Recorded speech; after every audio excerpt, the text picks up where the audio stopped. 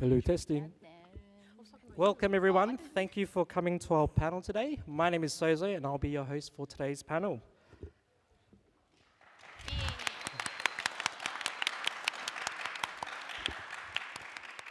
Now, before we begin, I would like to begin by acknowledging the traditional owners of the land on which we meet today. I would also like to pay my respects to elders past and present. So, as you guys may know, the title panel is My Parents Wanted Me to be a Doctor, but I Want to be a Content Creator. So what does that mean?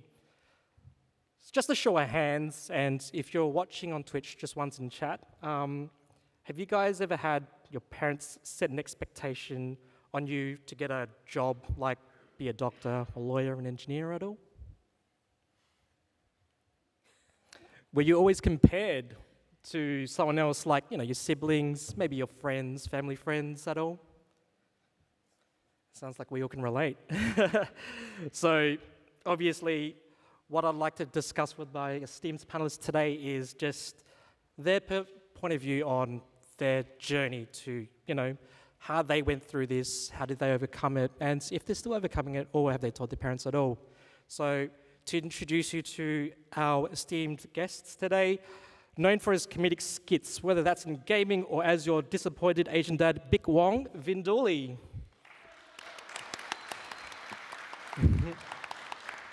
He holds the world's record for the fastest gritty on TikTok, Elevenz.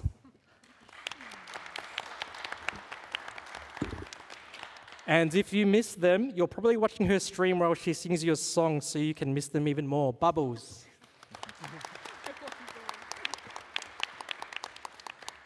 Our variety streamer / creator who quit her job to rave, get jump scared, and cause chaos, T10 Nat.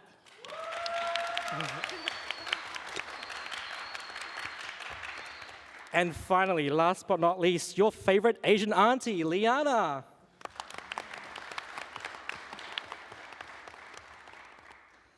So we'll begin this discussion today about why is this a problem that we've all commonly faced. So I'll bring it over to my guests to begin. Good volunteering, Elevenz, go. I don't know, it's just, the issue is that when no generation is willing to sort of break that norm of going into, traditional 9-to-5 jobs, it's just you have no sort of, idols to look up to. It's just, especially within the family, that's it's impossible to make any sort of change. I feel like if you want to be a content creator and you're forced to into some a profession that you don't really want to go into, I feel like you've got to be the one to sort of make that change. If you really want that for yourself and your family. But I feel like it's just expectations are expectations hold everyone back. But yeah, that's my thoughts on it. No, I was just going to say that, I agree with that. I don't think my parents had a specific idea of where I would end up or what I would be. It's not like they it's not like my mom gave birth to me and was like, she's definitely going to be a doctor one day. She didn't say that, but I don't think a content creator was what she expected either, so, It was definitely just finish school, go to university, which is not an option. You have to go to university. Doesn't matter if you like it or not. You still have to go. Even if you only do a business management class, you still have to go. And then you just get married, have kids, and then you die. That's the circle of life, okay? You get married, you have kids, and you die. That's it. Nothing else, period. That's actually written on our notes right here too. It just says university, work, marriage, kids, die. And died. It is, it's right there. But it's true, and it's very true for a lot of people, I think. It was definitely true for me. Yeah, for sure. I think when I was growing up, my parents' idea of success was through a very conventional pathway and job. You earn a certain salary per year, and then that's it. And then that's what you do, and all your hobbies and interests, you're working to do them. You know what I mean? But I think that we're very lucky to be able to find an occupation where we can turn our job into our hobby, and it's great to be able to do that now and find success in it. Yeah. All I would hear is, you be the doctor, the lawyer, or the engineer. And I was like, I can't do any of this. I'm too dumb for it. Yes, but if you are not a doctor, lawyer, or architect, you are failure. Yeah, exactly. You are not my doctor.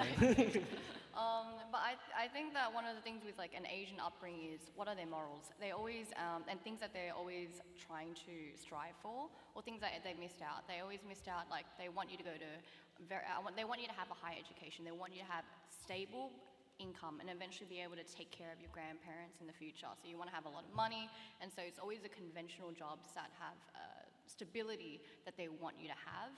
And so when you introduce an unconventional pathway where they don't know anyone else in their close circle or even outer circle that is a content creator, it's a very scary thing for someone who's immigrated to a different country to be able to grasp. And I think that's very hard because I think I still am the only content creator in many of like my inner circle and outer circle until I jumped on Twitch. So being able to explain to my parents I'm leaving my very stable, high-income engineering job to try to play games online is very difficult. Well, at least you had the high-paying engineering job. Oh, Yeah, I awkward. started out, came out of university, decided that I was going to be a theater actor. Fantastic, love that. My mom was mortified. And then I became a content creator, so I guess the failure never stopped. Too real. So proud. The trauma, guys, it's coming out of me. It's oozing out of my pores. But yeah, I think you said just now that like you always have to have a second plan, like your fallback plan, which is not necessarily a bad thing. It's not a bad thing. It is very logical, but it's not often what we want to do, I think. Yeah, sometimes you do have to do the full-time job and do a side hustle. Well, I had a side hustle for many, many years, and then thank God for TikTok and stuff, because I think an extra year would have just completely drove me insane. Awesome. So I guess with the problems that we do face, it does sound like the panel does have experience, maybe a generational gap or misunderstanding of what is tradition, because what's tradition to our parents would be definitely different to us, because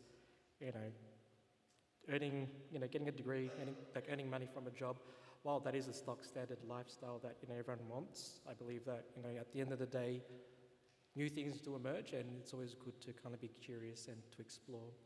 So in saying that we'll be talking about your journey as creators. So, try to understand your first step into this, wild ride. Vindooly, did you want to share first? You've been very quiet. Yeah, sure. Sorry, I'm very shy. My first step was I was watching Ryan Higa and My Chani and all those guys, and I was like, wow, I want to do something like that. And I decided to start making videos. I posted it on some old channel that I lost my password to, so they're still on the internet forever. I wish I could get access to it, but it's whatever. And yeah, I think from there, my love for content creation just grew. Throughout high school, that's all I wanted to do. I just hyper-focused on making videos and just whatever it was I made. I even made AMVs. I made anime music videos. I did everything just to hone my editing. And as the years went by, now I can make videos for a living, I guess. Yeah, so I'll go next. I think we'll go down this way. Sure. So my first ever experience of content was probably YouTube as well. When I was younger, I just always watched like singing videos of like other people doing covers, etc. But I never thought that I would be doing that myself.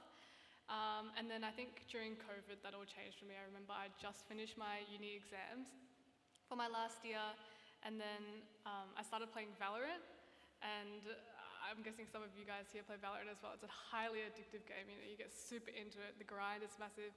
And I was playing on like an all-in-one PC, so there was no like GPU, like CPU or anything. It was all in the back of the monitor. And then I was like, do you know what, if I'm playing this game so much, it was like 9 hours a day. I was becoming a pro at that point, right? And then I bought an actual PC, and I decided to start streaming it because I wanted to share my experiences.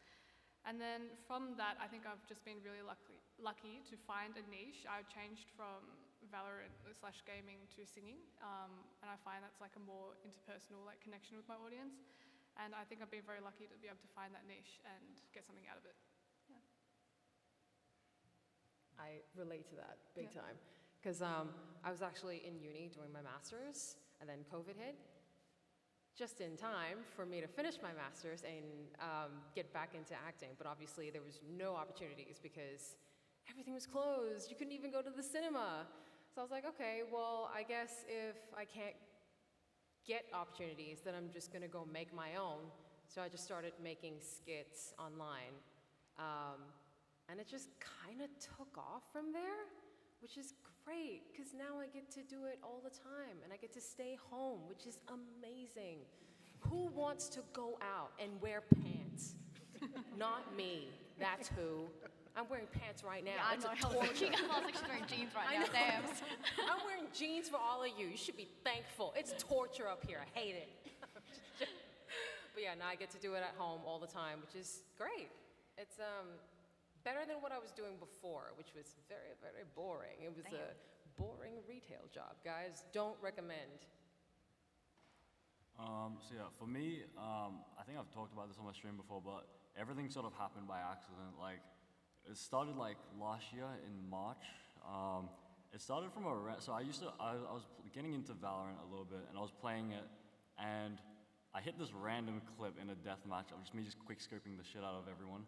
And so I decided to like clip that, take it to class the next day at uni, and I was showing my teacher it, and someone filmed me, like, cause I looked like a huge nerd, just showing my teacher like a Valorant clip. Someone filmed me, and then sends it to a group chat, and I had a look at the video, I'm like, damn, this looks like something that people would usually post on TikTok. Like, at the time, I hadn't even like downloaded TikTok, so I downloaded TikTok, created an account, posted that video. I got like 20,000 views, and I'm like, damn, like, I wonder if I do this again, like something similar, will it get similar amount of views? Did it again, got similar amount of views, kept going, and you know, built up TikTok, started enjoying like creating videos. Then I moved to Twitch because I wanted, I started streaming on Twitch after I got COVID, and I was stuck in my room for like a week. So I was like, you know, like if I'm gonna be playing Valorant, like I may as well just stream it. Then that sort of grew, and then now I'm like just sort of focusing on YouTube because I think I enjoy creating YouTube videos more than streaming on Twitch, but yeah.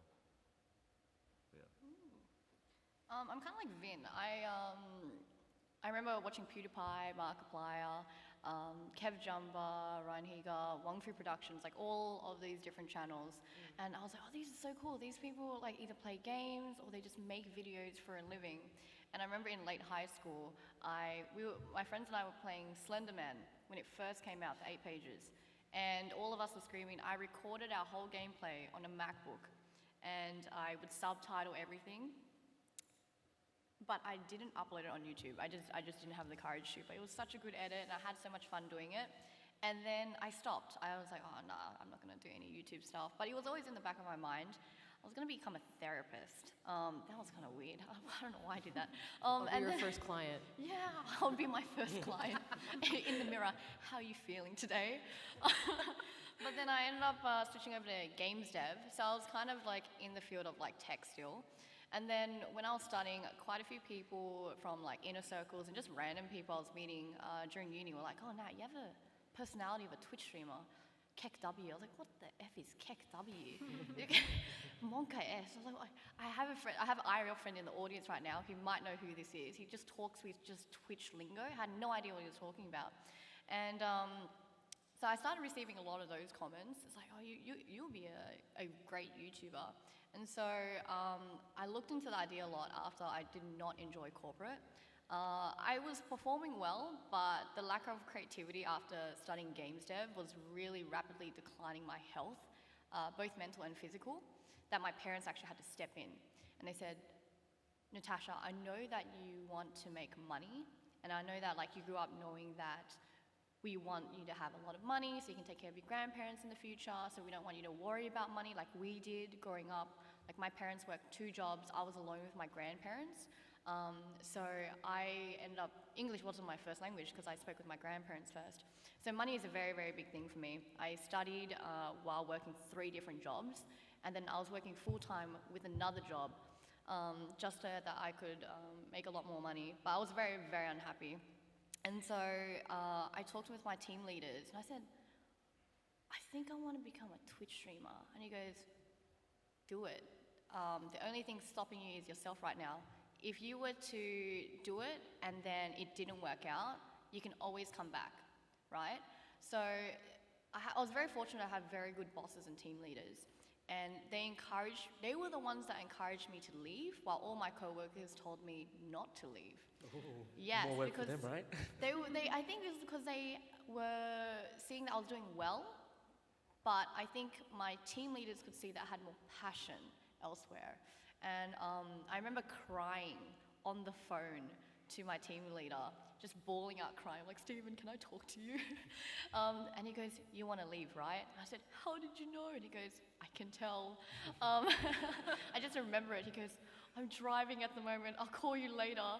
And it was just me sobbing to him, telling him I want to leave after we did like a whole 2-hour career development program together. I was like, oh, sorry about that. And then, so I ended up leaving. So I was working 2 jobs. I ended up leaving my engineering job and then went into streaming. And my first step was, going into streaming. I told my parents, at least I had another job. I was still a teacher. So I'll probably talk about how I made a PowerPoint to convince my parents to go into streaming God, after. how very Asian of you. I'll talk about it after. I feel like I want to hear other people's stories first. Of course. Yeah. So I think everyone's stepping into the journey. I think the common theme is you took the first step and you just kind of took each process one step at a time, which I'm sure everyone can relate to in some form or aspects. But obviously, a part of the journey, there would have been a certain point where you guys came into a moment of realization or an epiphany of, okay, I just did something that could potentially change my future. I just wanted to ask you guys, what was the first milestone that made you feel like this? And if at all, if you spoke to your parents or friends and family, how did they react to this kind of milestone? A highlight of your career where you would look back fondly 5-10 years from now to say, this was, something I held dearly to my heart. And the last thing is, any advice you would give your younger self if you're about to pursue this pathway again? What would you do differently?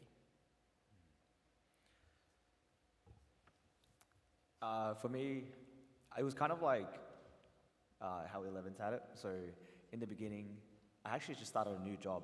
I worked at, can I say the bank name? I worked at Westpac. I just got a new job, worked at Westpac. I was very happy. And my little sister had TikTok installed. And as a meme, I installed it and I was like, oh, look, I got TikTok. Kids app, you're a baby. Then I posted my first video. And then I was posting YouTube prior and I was only getting like 50 to 100 views after a whole week. On TikTok, I remember posting a video and it got 200 views in like 5 hours. And I was like, yo, look at this. And I just kept refreshing, I kept going. And that sort of started everything for me. And I started posting every day and I started posting more and more and more. And then I decided, 6 months in, I was at 1 million followers. I quit my job. I wasn't making any money, by the way, because that was a bad idea. I quit my full-time job and I started making content. I decided I'm just gonna full send and give it my all. And my mom was like, what's wrong with you? Like, you had a good paying job, you quit to make internet videos and yell at 3 a.m. playing Minecraft because you lost all your diamonds. I'm like, Mom, you don't understand, okay? I was streaming, making TikTok videos for a while, and then Sozo actually picked me up for Power, and I joined the org and changed my life. So thank you, Sozo. And yeah, I mean, I don't think my mom still approves of it. I don't know, it's a little how you're doing. But yeah, it's been pretty crazy. And advice I would give to my younger self is just do it. Stop waiting. As I was explaining before, when I was in high school, I was making random videos, doing random things because I thought in my mind, oh, you're still too young to make videos. No one will watch you, and all that. So I was doing other things. I was doing like side steps. I was doing graphics designing. I was doing music production. I was doing a whole bunch of random things just to procrastinate creating content. And if only I started earlier, you know, that's a thought that I always have. So I wish that, not wish, but the advice I would give to my young self is just start earlier and just do what you want to do and stop sidestepping. Yeah. Facts. Facts. No printer. So my kind of journey with content creation was not always like a straight line. I started like just around when COVID was ending. And then, you know, whilst I was playing Valorant, I find that the Valorant market was quite saturated, right? So I was trying to look for something that was for me and something that was niche for me. But I couldn't find what that was. Because I was like, you know what? No one wants to hear me sing on Twitch. Like, what is that? You know what I mean? It's just like a hobby anyways. I'm not going to turn it into anything.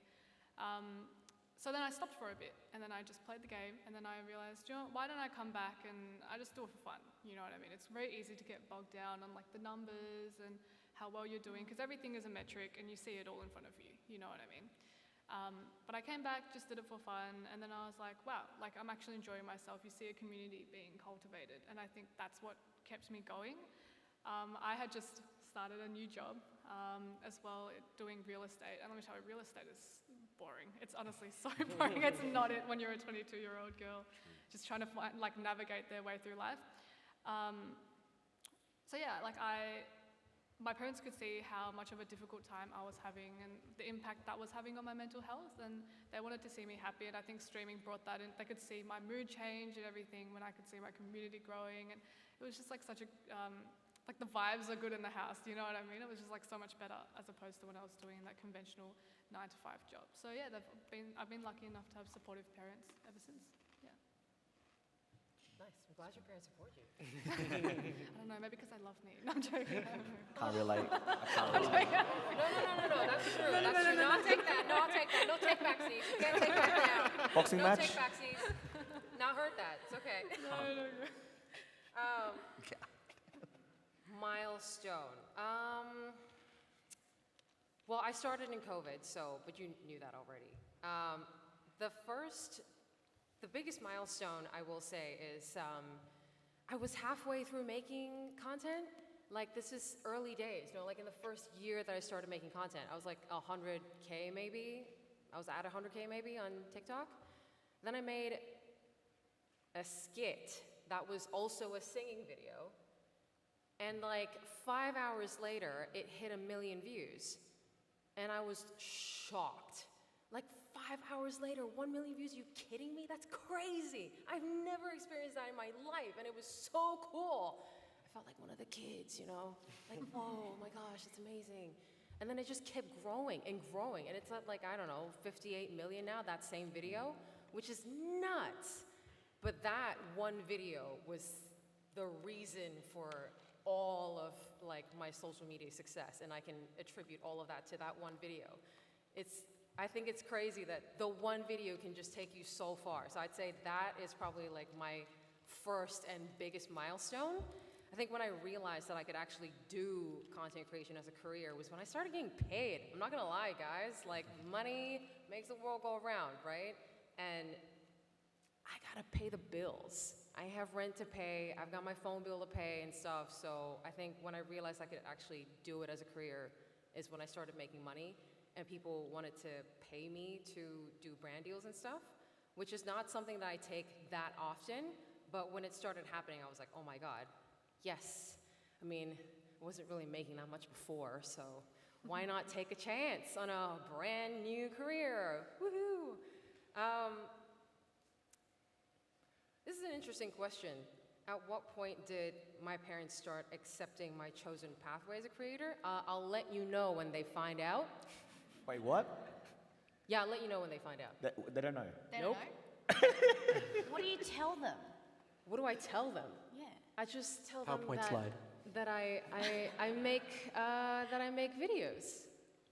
I don't have to tell them. I don't have to tell them what videos I make. I just gotta tell them I make videos. You know, then they'll find out. Someday, listen. Someday when they find out, I'm sure that's gonna be a whole deal. But that day is not today.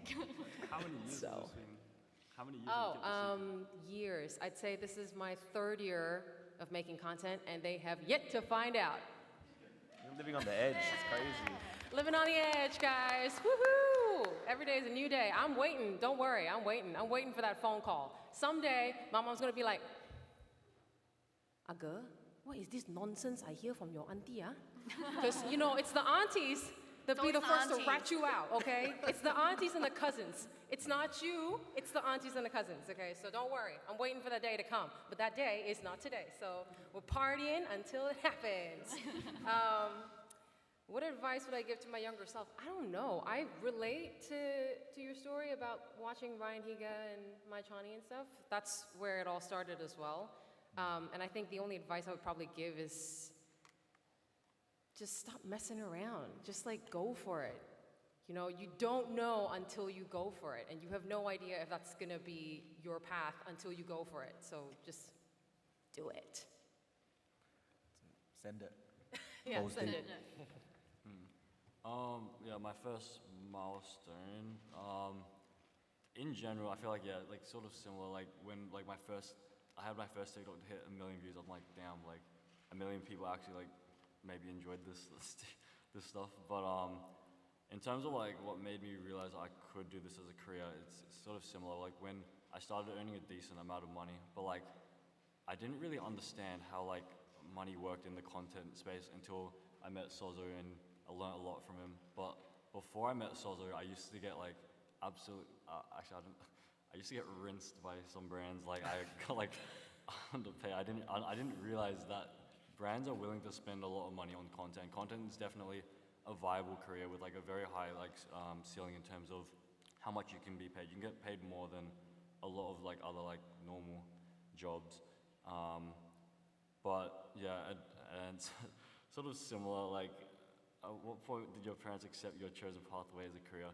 They don't fully understand what I do. Like, it's been like a year. They think I'm a professional gamer, but I'm definitely not a like I'm so trash at the game. But I mean, like I probably will tell them, like have to tell them maybe soon. But like I don't know. I feel like you don't necessarily have to like. I'll probably just tell them I make videos online and like that's it. Like they can. I feel like they'll accept it if they know that I am sort of able to look after myself financially. Like I feel like it would be irresponsible to let your child do something that is like not really like that where they like are just sort of doomed financially. Like I understand like that if I wasn't making enough money, they'd want me to actually like do something normal. But if I can prove myself to them, I'm sure they'll understand. In terms of like what advice I'd give to my younger self, I don't know. To be honest, like I never actually realized that being a content creator was such like a. It's much easier than you like to enter as you think it is, as opposed to like something like music. Like you can't really like post a song on Spotify and hope it blow up. Like content nowadays, it's like very easy to enter. Like if you post TikToks and stuff, like it's very easy. But I don't know. When I was younger, I was just so obsessed with like getting good grades, and I didn't actually realize that there was something outside of just like normal traditional jobs.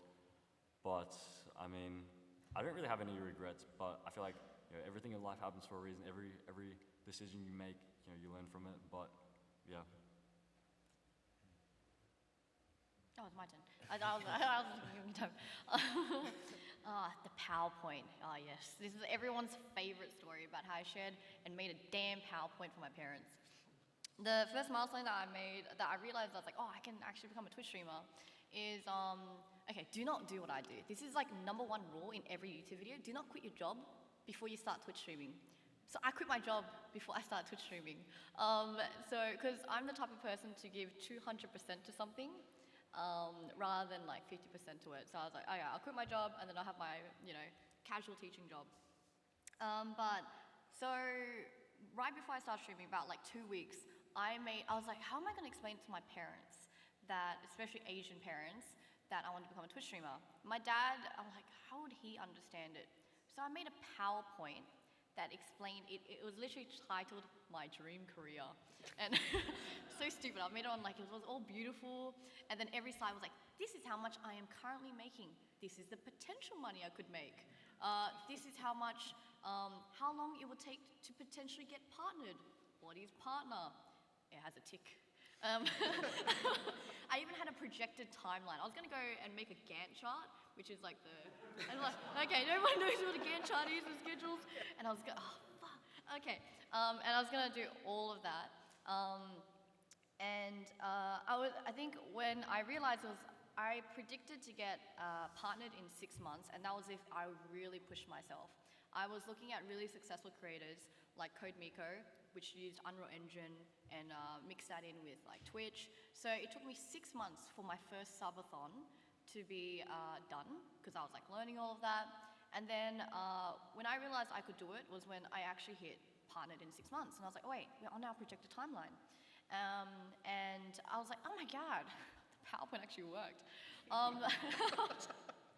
And then I think it was my first subathon, when I think one of the goals, like the highest goals, was to bring my dad on my subathon. And I didn't tell him about it until like the last minute. I was like, Dad, can you come on my subathon? And he would see chat. He didn't want to show his face, but I showed chat to my dad, and they're like, hi T10 Dad, oh my God, hello T10 Dad, you're cool, we've heard a lot about you. And I think it was that realization of like my dad seeing me very, very happy and all the supporters was when I realized I was like, oh, I think there's potential. And maybe one day my dad might be willing to show his face when he's like, oh, I think Natasha's actually doing something where because it was very, very sad and depressed before Twitch streaming. So I think it was nice that he reassured me and said, you're doing good. Like, look, you don't get I am proud of you as an Asian parent, you get good, okay? Okay, that's it. And my mum comes in with like, dinner and like fruit. She goes, oh yeah. It's like, I was just gonna say fruit. yeah, it's always the fruit. She's like, you want lychee? I bought you banh mi. And I was like, oh wow, thank you so much. And I was like, that's when I was like realized I was like doing good. My parents accepting me like as a Twitch content creator.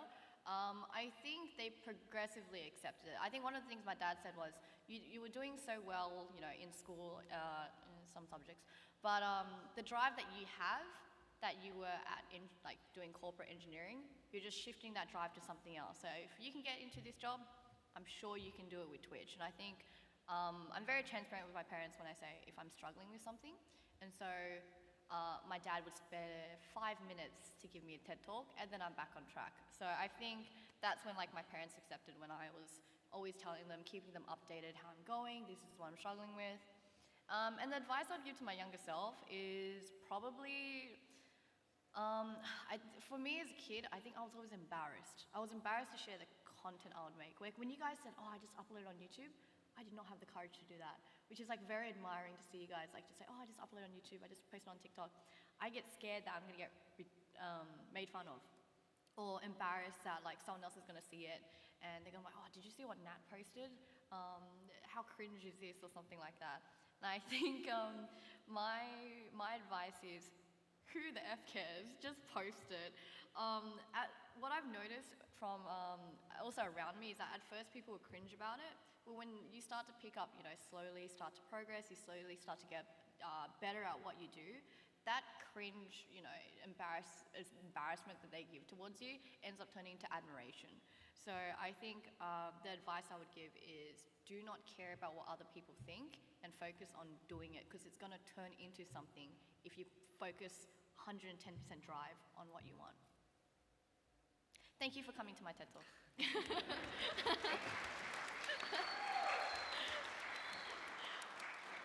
So it's always good to hear good news stories about creators achieving their first milestones and be sustainable. But I want to flip it just a little bit on the inverse, because obviously what everyone sees is what you guys show, which is the success when you celebrate. But we all know that behind the success there's always a struggle, and sometimes it's deeper than what you see. And the reality is not everyone's going to be a creator or be successful at it. If you guys can maybe not give advice, but if you could share your thoughts about the struggles that you guys had to go through to get to where you are, because I think that reality is everyone can be a creator, but maybe a few % will make it, and so it's not like it's a pipe dream, or it's not all sunshines and lollipops.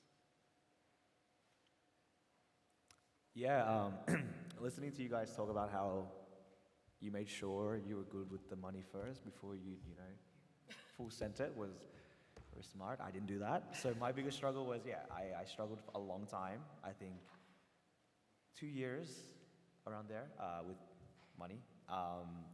But I was making the best content possible, and I was happy with that. As long as I made really good content, that's all that mattered to me. But obviously, like they said, you gotta pay the bills. You gotta, you know, there's a lot of things to pay for, and especially being a content creator as well, you have to subscribe to subscriptions for music, and there's so many hidden fees with being a content creator. Like, come on, I just want to make videos, bro. And I think I struggled a lot with that. My parents not understanding, and just having to deal with, because if you're a content creator and you live in a house with your parents, which I did at the time, it's like you have to stop. Well, for me, I had to stop recording at 8 p.m. because they were going to sleep. And I needed to, like, if I needed to record something for a part that I was editing a video for, I couldn't do it. I had to wait the next day, which messed up the schedule, and things like that always happened for me. So those were the initial struggles doing it, I guess. Like, no one understood. No one in my house understood. No one in my family understood. No one in my friend group understood. So it was really, really hard to do it by myself for the longest time, I think. Yeah. I definitely feel like being a content creator, it's, at face value, it seems really fun and stuff, but I think, like, for example, my friends who aren't in the content creating sphere, they don't quite understand that it's very isolating sometimes. You know, you're working almost on like a reverse schedule. Like for me, I stream at nighttime, my friends finish work at 5, and we can't go out to dinner and hang out and stuff like that because I'm working out when they finish work. You know what I mean? And there's like a few humps that you have to get through as well. Like Nat said, the initial hump, you know, you're worried that people are going to think what you put out there is cringe, you know what I mean? And what you're doing is maybe not funny enough, or like what's the current trend on TikTok, or what's the current trend on Twitch, all those things. And then you push through that, and then there's like the whole like anxiety around whether or not you're being successful and how you measure that success as well.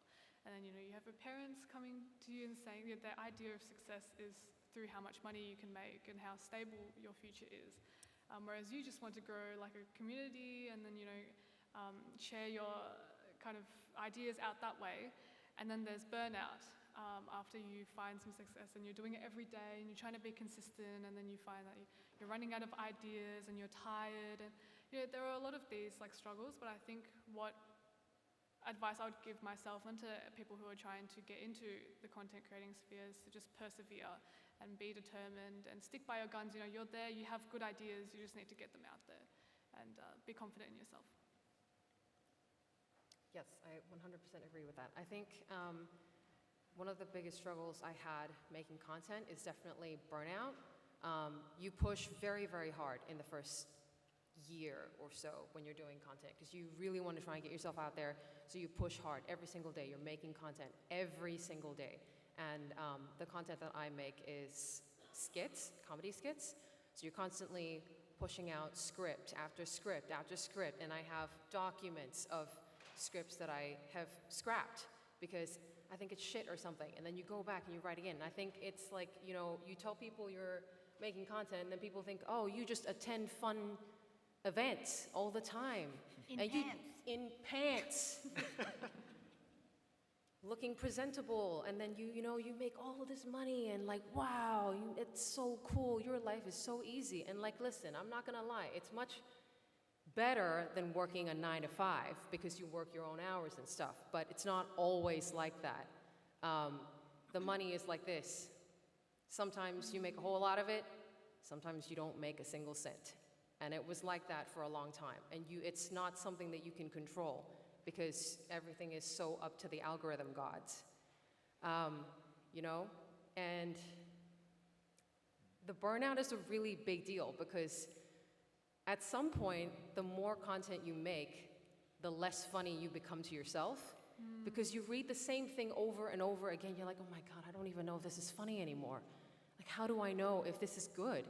And then you just post it anyways, and then something that you think is hilarious maybe, or that you spent a lot of time doing, like a whole week just on the one video for 30 seconds, and it flops.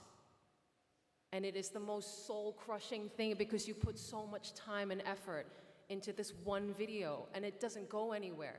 And that makes you want to quit. It's made me want to quit about 1 billion times starting out because it just is so soul-crushing. But, and also not having support from your friends. And it's not that I didn't have supportive friends. I did have very supportive friends. But like you said, it's a very isolating job. Most of the time, you're in a dark room by yourself writing. Well, maybe not for gamers. Is that what you do as gamers? We sit in a dark room and game. Okay. Same Just thing. not writing. Same thing. Yeah. Same thing. Different content, same deal. Right? You're just in a dark room by yourself, huddled over your computer, just typing away like this, you know. Yeah, like a little gremlin. Like a little just- gremlin, yes, in your pajamas, just like, Vitamin D deficient, no sunlight. Yeah. yeah, no sunlight, nothing. But it's very isolating. So even if you do have friends, they might not know the problems that you go through because they have regular 9-to-5s. They don't understand what it is that you do. They don't understand the hurdles that you have to get through and how much content you have to put out every single time. So even if you do have very supportive friends, they're not people that you can depend on for advice or very specific kinds of support. So it can be really isolating, and burnout is definitely very real, but you just have to push through. I really don't know how else to. Don't worry, Eleven's got it. Yeah, you can. Yeah, just pass it over to me. Yeah, it's actually yeah, what I was gonna say was actually very similar. It's people get the wrong idea of content. Everyone thinks that, especially with streamers, they think that, okay, you stream, you're so happy, you play games, and then you just go to sleep, do nothing for the entire day. But the reality is, if you want to, content creating, being a content creator, it's similar to an entrepreneur in the sense that you got to work a lot of hours to build everything up. If your goal is to work less hours, then go to a 9-to-5. You'll work much less hours than a content creator. I'll give you an example. My I was looking at calendar, that, sorry. 8:30, Yes, I wake disgusting up, reply to a tweet, shower, post to Discord, repost shorts from the previous night, finalize videos, work on a YouTube short, start preparing an ad integration, have lunch, do some more work, do some research on YouTube videos, write YouTube video scripts, review the footage of something I filmed the other day, or plan a new YouTube video, or sort out for some more details for a YouTube video I'm about to film, and then heaps of editing, and dinner, and then talking to my editors and stuff, filming more stuff, filming TikToks if I have time as well, and then trying to fit in uni study as well, and then filling out my timetable for the next week at the end of the week. It's just, you do that every single day for so you're working 16 hours a day, basically, or 12 hours a day. It's but people, they just look at you, they just think, oh, you just stream and then you just go to sleep for the entire day. But yeah, people have to understand, if you want to become a content creator, you have to be willing to put in 100%. Also, another issue with content, especially Twitch, an issue with Twitch that's made me steer more towards YouTube is that sometimes things are sort of out of your control.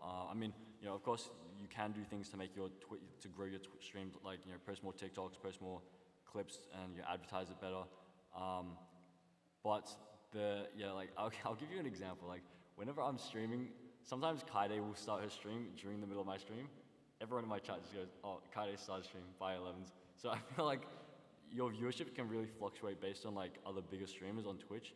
And so that's why my goal is to sort of grow YouTube more to a point where my Twitch will also grow at sort of passively, because in reality, Twitch is very it's very popularity sort of based. For example, if you get if KSI was to start stream right now, instantly 10,000 views, as opposed to if you do the reverse, XQC post a YouTube video, might not even get 1 million views, and so that's an issue with Twitch I have, but and that sort of it leads to the rise and falls that was mentioned before, but yeah, some months you'll have amazing months, amazing growth months.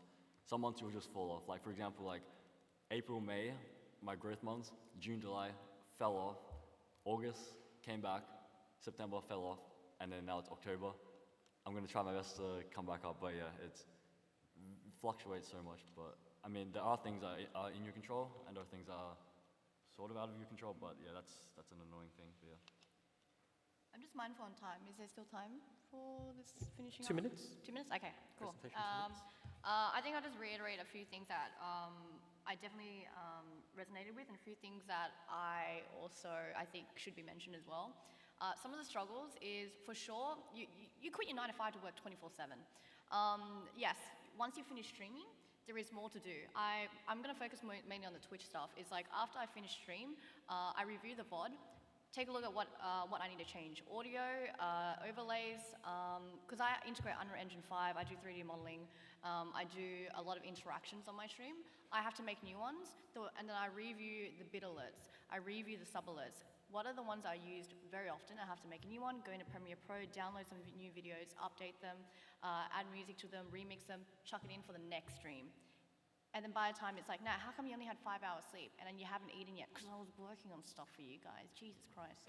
So, and this is me not even using Unreal Engine to program yet. I have not touched that. I do channel point redemptions. All of that takes a lot of time, while also trying to have time for friends, have time for family, and have time to yourself. And that's very hard to manage.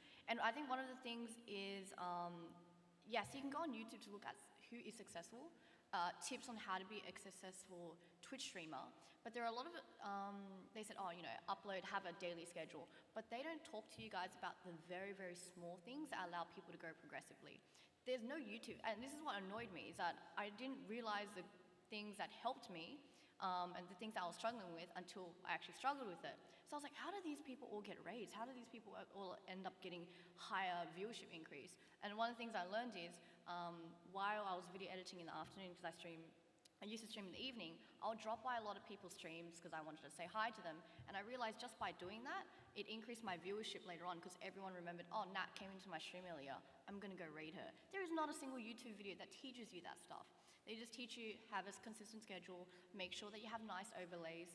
And that's one of the few things that I struggled with, is that you can't learn everything until you experience it. And sometimes the results don't come immediately. You have to be able to have the strong mental fortitude to be able to handle that. Yeah, I'm gonna go to next part. Thank you for that. I guess with sort of closing up, so I think with what our wonderful panelists have shared is, obviously the theme is parents basically want what's best for their children. The intention will always be there, but maybe not the delivery, or it might be misinterpreted due to, generational gaps, differences of how we grew up versus how they grew up, and, other beliefs and purposes. But, I think at the end of the tunnel, there's always a light, and that's follow your passion, put some steps in place, and celebrate small wins with your friends and family. I think that's just the common theme that we've heard today at the panel. But speaking about, looking at what's ahead to come, I believe, Lyanna, you would have something to share with the crowd. Yes, so I make comedy skits, but I'm very happy to share that my comedy skits have now turned into a mini-series. So it's featuring my iconic Asian mom character, and it's all about her life in Melbourne and her relationship, the mother-daughter relationship with, and seeing that expand. And it's set in Melbourne, so yay. Yay for all of us. It's a mini-series and it's gonna be on YouTube, so I would really love if you could check it out. It's comedy, so hopefully it gets a few laughs. Thank you for sharing, and make sure you guys follow Lyanna on the socials. Oh, I should also say that is Screen Australia funded and in partnership with YouTube. So, yay, win for the Asians! Yay, money! And also for you Elevenz fans, there is a meet and greet at 2 o'clock today at the also meet and greet room, which is 2 levels above the ground level. So, if you would like to meet Elevenz, that would be your opportunity. But I'd like to thank you all, and just before we do end, if you guys do have any questions, we're going to have a Q&A session now. So there is a microphone over here if anyone would like to come and ask our wonderful panelists some questions. And we'll probably have some Twitch chat questions as well, if you guys want to check it out as well. Questions? It's over here. Hello. Just wondering if anyone noticed Nat have a really pretty nose. Sorry, he comes into my chat and he's like, Nat has a pretty nose, and then leaves. And it's just an ongoing thing every single time. Thanks, Chappie. She does have a very pretty nose, Yeah, though. very, very, Very pretty. Thanks, Chappie. Appreciate it. Yay! Question.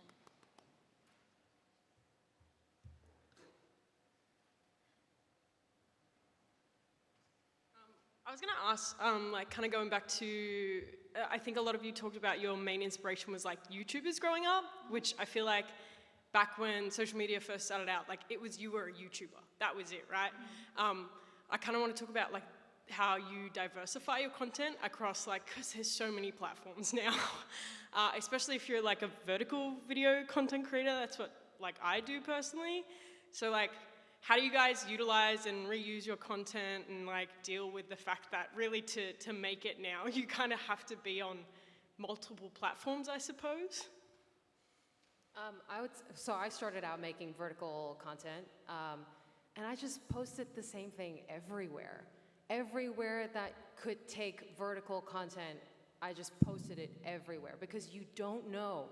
So I'll tell you this, videos on TikTok that maybe didn't do as well, on some other platform will do amazingly well.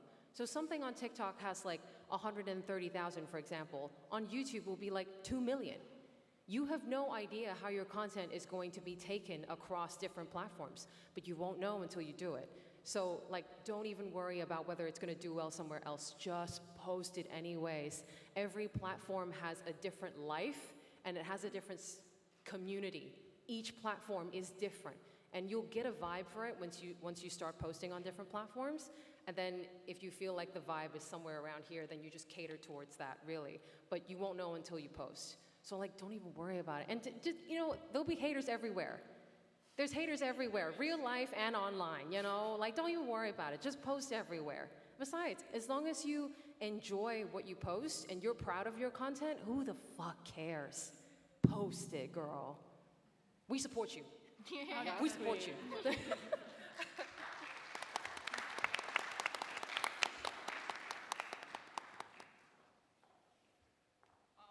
My question is, why didn't you become doctors and streamers on Twitch? Like, that is such a good idea. Like, could you imagine? Like, it's your boy Asmongold. I'm about to perform open heart surgery and Nurse Emaru's in the background. She's ready to go. Your parents are proud of you. You're on to something. Everybody out here is proud of you. And most importantly, I'm proud of you. Yes, thank you. And you know what? Every one of us is going to go home right now. We're going to perform open heart surgery on Twitch live TV. on Twitch On tonight. Twitch. Everybody. I mean, who remembers Scrubs and House? Nothing's there anymore. It's gone. You have a massive market. Do it. Honestly, yeah. Yeah, I think everybody's going to tune into an open heart surgery on Twitch. I just need some scalpels. Well, you know, one of you, maybe you could be the colonoscopy, like your Twitch handle is the ass man.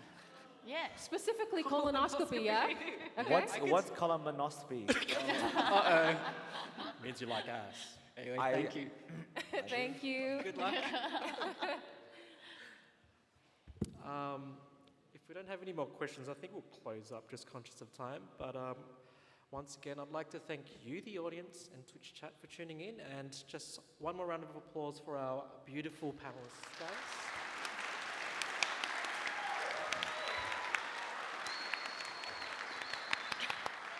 End. And thank you so much for coming. Round of applause Thank for you guys for coming. Let's go, guys. Thank you. Hopefully this was insightful for you guys. And we'll be outside if you guys have any questions anyways, if you didn't want to ask in front of everyone. Yeah.